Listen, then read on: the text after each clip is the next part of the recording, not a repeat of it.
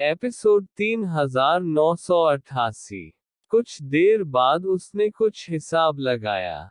Stone board के gap में कपड़ा रखने से पहले वह कुछ देर रुका। वह कुछ कदम पीछे चला और कपड़े को देखा। उन्होंने कोण और स्थिति तय की। संतोष की दृष्टि से उन्होंने कहा, अंत भाग्य का अंत नहीं है। मैं, रहेजा जिंजी, भाग्य नहीं बदल सकता, लेकिन मैं उस क्षण को अंत नहीं होने दूंगा। उसके बाद बूढ़ा वापस लिविंग रूम में चला गया। वह टूटे हुए बिस्तर पर लेट गया और जम्हाई लेने लगा। वह जल्दी सो गया।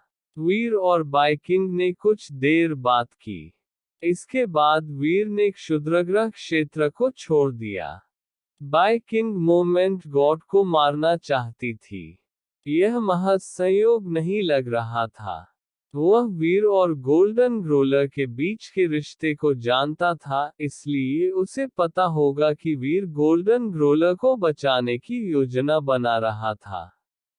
बाइकिंग ने यह भी उल्लेख किया था कि उनके पास उस समय को तोड़ने का एक तरीका था जिसने गोल्डन ग्रोलर का दावा किया था, जो गोल्डन ग्रोलर को मुक्त करने की अनुमति देगा।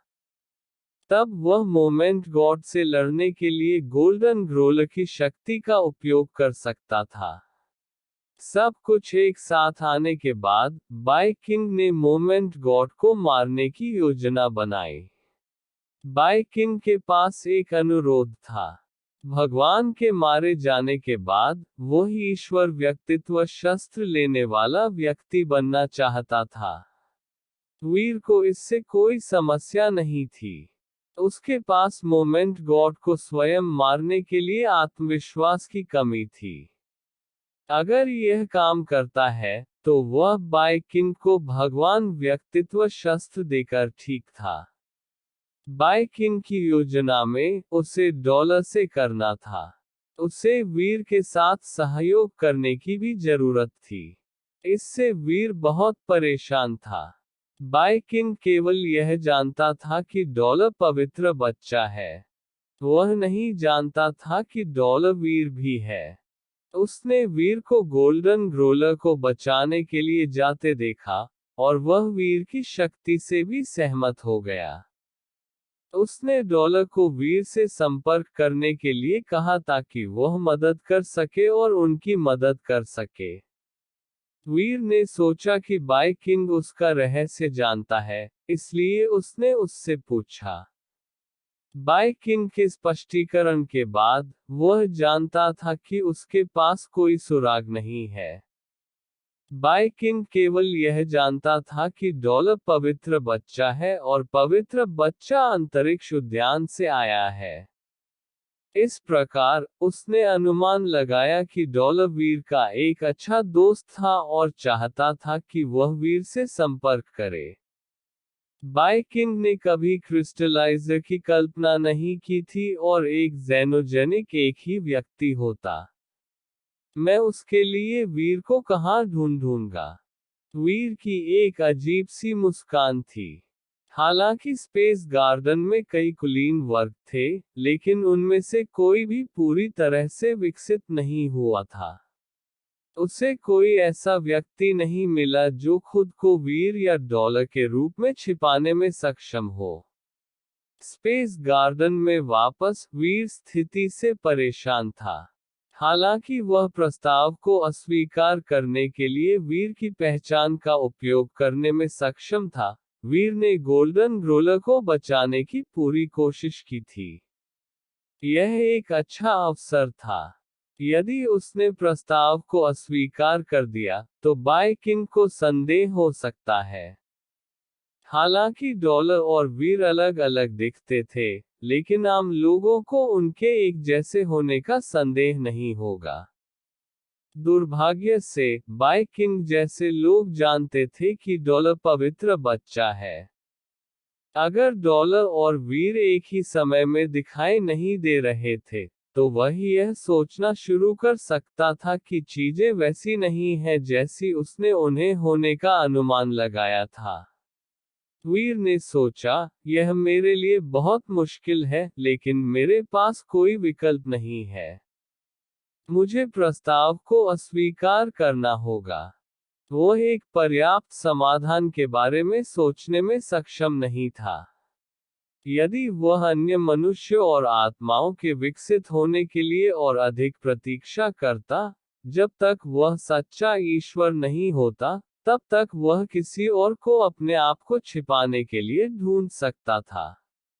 अभी यह बहुत कठिन था।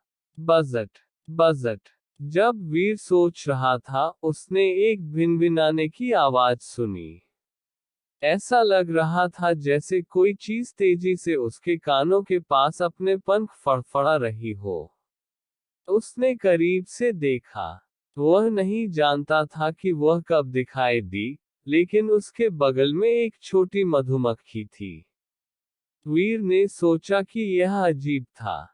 एक जीनोजेनिक मधुमक्खी वहां कैसे उड़ने में सक्षम थी? जहां वे रहते थे उन्हें एक बायसेमा का संरक्षण प्राप्त था। उस स्तर का एक जीनोजेनिक बायसीमा को दरकिनार नहीं कर सका। वेदना। छोटी मधुमक्खी धुएं में बदल गई, और एक सुंदर छोटी लड़की बाहर गिर गई। वो वीर की बाहों में गिर गई। वीर ने पाया कि यह बावा था जो गिर गया था। बावा। उसने धूप का एक बड़ा जोड़ा पहना हुआ था। बावा वीर की गर्दन से चिपक गया था। उसने हंसते हुए पूछा, पिताजी, आप हाल ही में कहाँ थे? तुम अब बावा के साथ क्यों नहीं खेलते? मैंने हाल ही में। वीर ने कुछ सोचा। उसने अपने पैरों को थप्पड़ मारा और बातचीत का विषय बदल दिया। मैं धूप के चश्मे के बारे में कैसे भूल सकता हूँ? अगले ही पल, वीर ने तीव्र उत्तेजना विकसित की। उसने जल्दी से बावा को उठाया और पूछा, बावा, क्या आप इन चश्मे का इस्तेमाल पिताजी की तरह दिखने के लिए कर सकते हैं? बावा ने असमंजस के साथ अपना सिर झुकाते हुए पूछा, मैं कर सकती हूँ, लेकिन मैं तुम्हारे जैसा क्यों दिखना चाहूंगी? मुझसे यह मत पूछो, वीर ने कहा।